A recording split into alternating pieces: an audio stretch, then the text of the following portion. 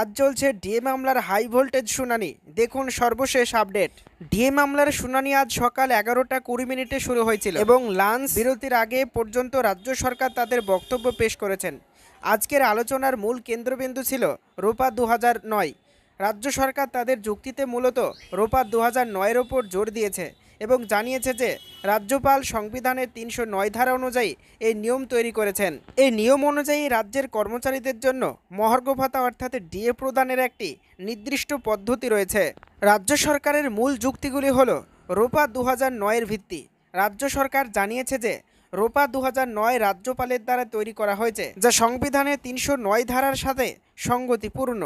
এর মাধ্যমে রাজ্য সরকারি কর্মচারীদের চাকরির বিভিন্ন দিক নিয়ন্ত্রণের জন্য নিয়মকানুন প্রতিষ্ঠা করা হয়েছে।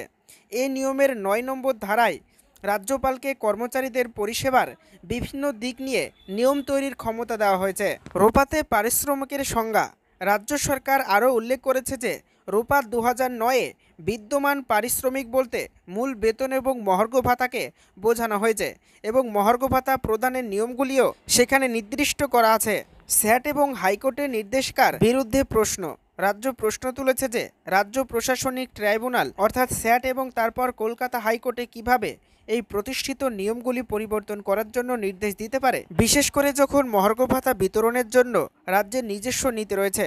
স্যাট বিশেষভাবে রাজ্যের প্রধান সচিবকে এআইসিপিআই অর্থাৎ সর্বভারতীয় গ্রাহক মূল্য সূচকের ওপর ভিত্তি করে ডিএর জন্য নীতি নির্ধারণের নির্দেশ দিয়েছিল।